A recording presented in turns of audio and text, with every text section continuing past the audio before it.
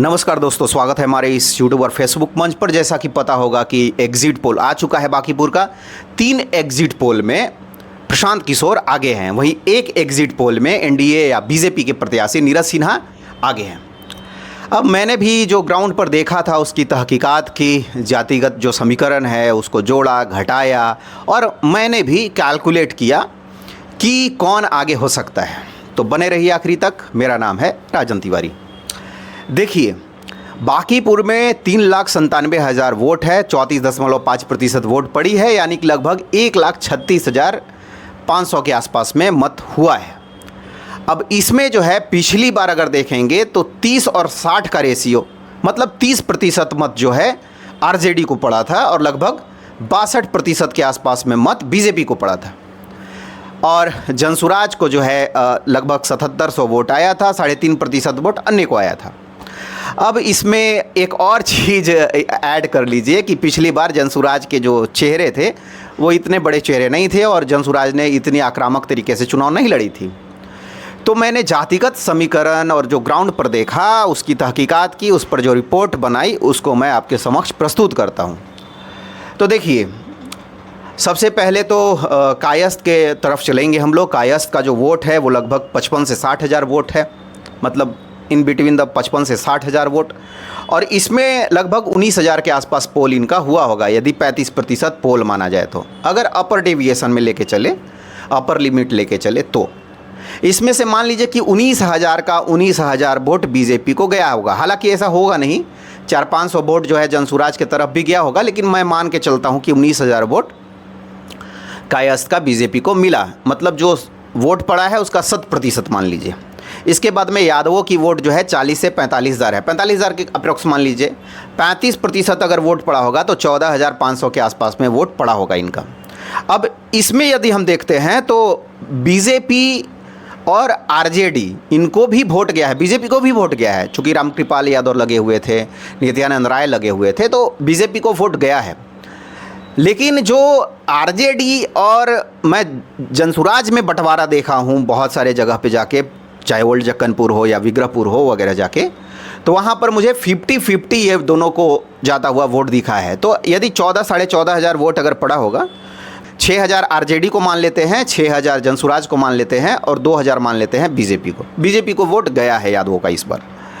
अब उसका कारण एक और है कि तेजस्वी मैदान में नहीं थे और नित्यानंद राय और रामकृपाल यादव काफ़ी एक्टिव थे।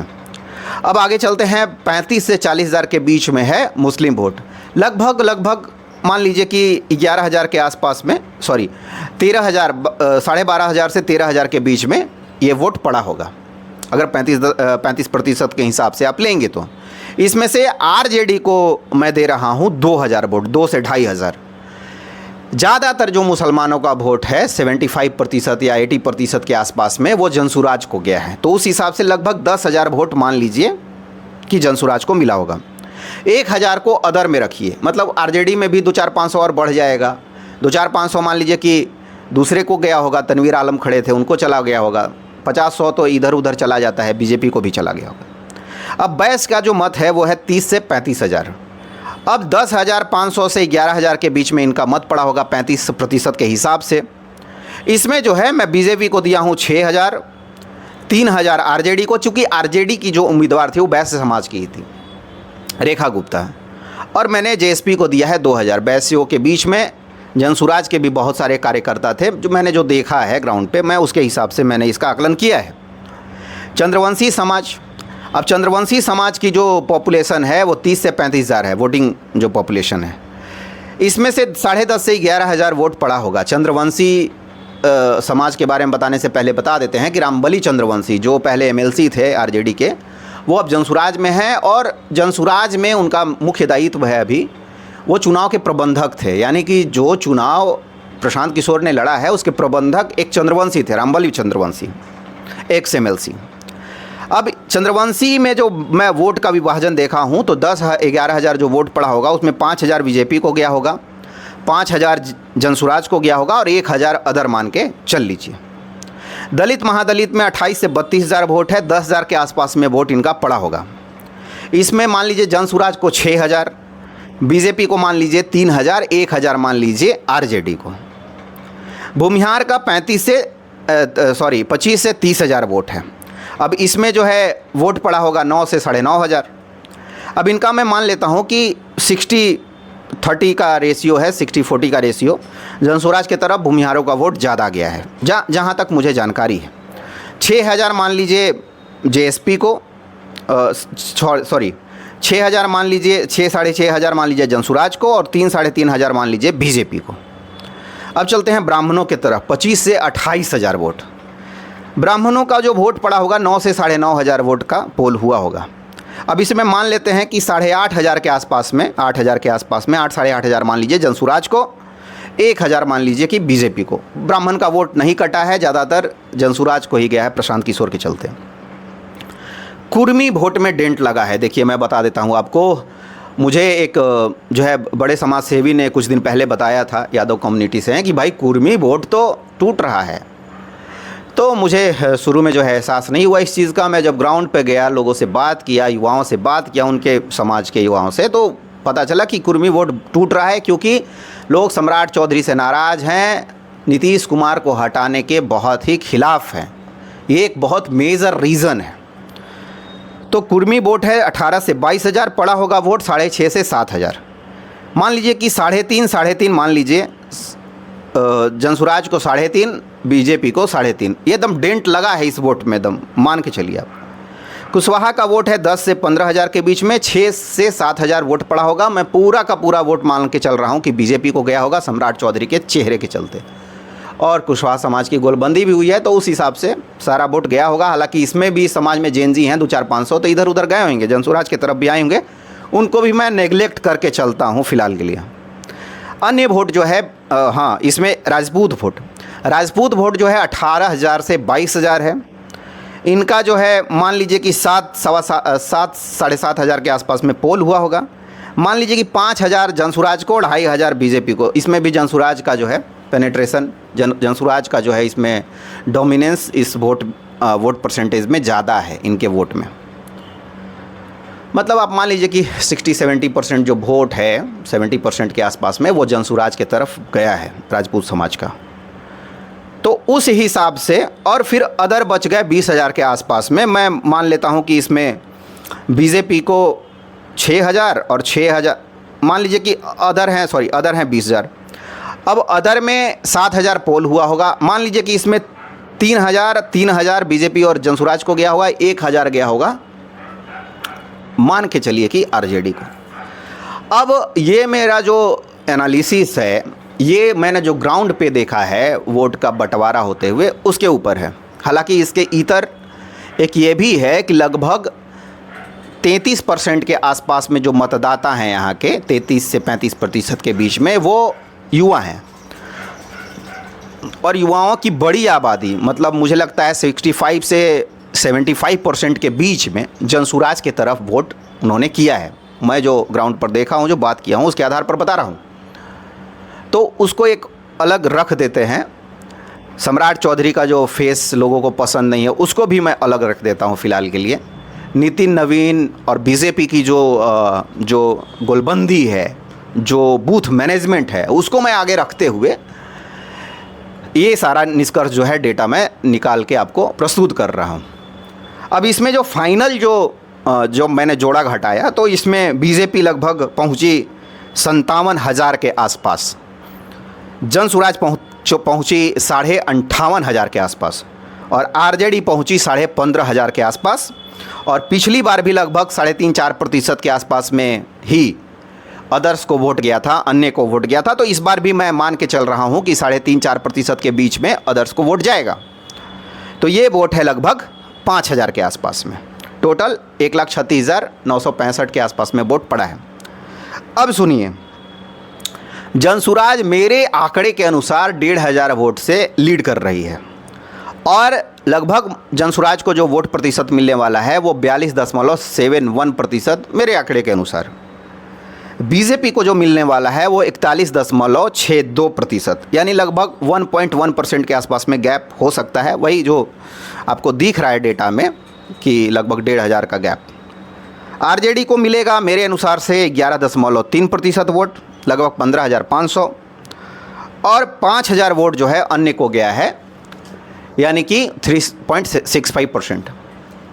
अब मैं जो ये आकलन कर रहा हूँ इसके पीछे बहुत सारे तर्क हैं। बहुत लोग जो है हमसे इत्तेफाक भी रख सकते हैं, बहुत लोग जो है बोल सकते हैं कि भाई ये आपका फर्जी डेटा है, कुछ भी बोल सकते हैं। कमेंट बॉक्स में आप स्वतंत्र हैं बोलने के लिए। लेकिन जो ग्राउंड पर मैंने देखा है, जो आकलन किया है, जो लोगों का सेंटिमेंट्स मैं पढ़ पाया हूँ, जो जेनजी प्रोटेस्ट का सेंटिमेंट्स लोगों पर उतरा, युवाओं पर ख़ास करके, उसको मैं पढ़ पाया हूँ। जो यादव बहुल इलाके में मैं गया, मुसलमानों के इलाके में मैं गया, बहुत सारे मुस्लिम जो है मतदाताओं से बात किया, उसके आधार पर मैं इस कैलकुलेशन पर पहुँचा हूँ। हालांकि तमाम दिग्गज नेता, राधा मोहन सिंह हैं, बीजेपी के जो है 101 के 101 विधायक लगा दिए गए। मतलब बीजेपी ने कहीं कोर कसर नहीं छोड़ा। सम्राट चौधरी भरत तिवारी के माँ से मिलने को आतुर थे, मिलवाया भी गया है ना, ऐसे ही थोड़े मिलवाया गया होगा। यूपी चुनाव आगे है, यहाँ पे डेंट लगने वाला था। इसी बीच जो है शिक्षकों की बहाली भी फंसी हुई थी, उसको भी निकाला गया। तो मतलब सम्राट चौधरी और बीजेपी एक सीट को लेकर पूरा एकदम पैनिक हो गई थी। और भाई मैंने आरजेडी को इतना सुस्त कभी नहीं देखा। जनसुराज जो है एकदम लड़ाई कर रही थी बूथ पे जाके, एकदम आमने सामने की लड़ाई कई बूथों पर मैंने देखा। मतलब चढ़ बैठे थे, जैसे बीजेपी के ऊपर में चढ़ बैठना बोलते हैं, वो चढ़ बैठे थे जनसुराज के समर्थक। ये कौन थे भाई? तो इसमें युवा थे जो बीजेपी को पसंद नहीं करते हैं, वो लोग थे। बहुत सारे जो वार्ड पार्षद हार गए हैं वो भी जनसुराज के साथ में थे, क्योंकि जो वार्ड पार्षद जीते हैं वो तो तमाम वार्ड पार्षद बीजेपी के तरफ ही रहेंगे। और आपको पता भी होगा कि वार्ड पार्षद जो है पिछले कई सालों में क्या काम किए हैं, तो थोड़ा सा उनसे भी तो नाराज़गी होगा ही। तो उनके विपक्ष वाले जो सेकेंड नंबर के जो लोग थे, वार्ड पार्षद जो 24 वार्ड है लड़े थे, वो जनसुराज के साथ में ज़्यादातर लोग जुड़े हुए थे। इसीलिए जनसुराज जो है पूरी तरीके से अपना जो है शक्ति इकट्ठा करके लगाई, और बहुत सारे जगह पे जहाँ जहाँ झड़प हुआ वहाँ पर खुद प्रशांत किशोर भी गए। कहा सुनी हुआ, लोगों को उठाया भी गया, डिटेन किया गया, छोड़ा गया, दिन भर यही चलता रहा। उसके पहले भी 16 लोगों को उठाया गया था, चुनाव के ठीक पहले रात्रि को। और आज अजय आलोक जो बीजेपी प्रवक्ता है, उन्होंने जिस तरीके से प्रेस कॉन्फ्रेंस करके बोला है कि आरजेडी और जनसुराज एक हो गए थे, तो आप समझिए ये सारा चीज़ को कैलकुलेट करिए। हालांकि एक नहीं हुए थे, लेकिन आप समझिए, आप समझ सकते हैं। जो बीजेपी के संजय सारावगी, जो बीजेपी प्रदेश अध्यक्ष है, वो पहले जो है कह रहे थे कि हमारा लड़ाई आरजेडी से है। उनकी पार्टी, उनके प्रवक्ता जो हैं लास्ट में जो है जनसुराज के ऊपर में अटैकिंग मोड में आ गए, हमलावर हो गए, उनके कार्यकर्ताओं को उठाया गया। तो ये जो है कहीं ना कहीं दृश्य, जो लोग पटना में नहीं थे, मैं तो बांकीपुर में ही था, रहता ही हूँ इधर, तो बांकीपुर का माहौल आप इन चीज़ों से समझ सकते हैं। ये जो पूरा कैलकुलेशन है, ये जो पूरा कहानी है, ये जो पूरा हुआ है घटनाक्रम, उसका घटना चक्र से आप समझ सकते हैं कि स्थिति यहाँ की कैसी थी। तो इस स्थिति में और बीजेपी के जो चेहरे थे वो डाउन थे हर एक बूथ पर। मैंने कई बूथों का दौरा किया, सभी बूथों पर बीजेपी का जो चेहरा था लोगों का डाउन था, जनसुराज चढ़ बैठा था। तो उस हिसाब से मैं निष्कर्ष पर पहुंचा हूं, बहुत ही क्लोज फाइट रहेगा। मेरा डेटा हो सकता है गलत भी हो जाए, मैं ये नहीं बोल रहा हूं कि एकदम 100% सही होगा, सही भी हो सकता है, गलत भी हो सकता है, प्रोबेबिलिटी है भाई। अब राजद लड़ाई में नहीं है तो प्रोबेबिलिटी तो 0.5 है, मैंने 50% है प्रोबेबिलिटी कि मेरा डेटा सही हो जाए, वो भी ठीक है। 50% ये भी प्रोबेबिलिटी है कि मेरा डेटा गलत भी हो जाए। लेकिन बहुत ही क्लोज फाइट में मुझे लग रहा है ऐसा कि प्रशांत किशोर इस चुनाव को निकालने वाले हैं। तो वीडियो कैसा लगा, नीचे अगर आप पटना से देख रहे हैं तो अपने जो बूथ है उसका कमेंट ज़रूर कीजिएगा कि आपके यहाँ बूथ पर क्या स्थिति रहा, जातिवार क्या जो है स्थिति रहा, ये जो है आप बताइएगा।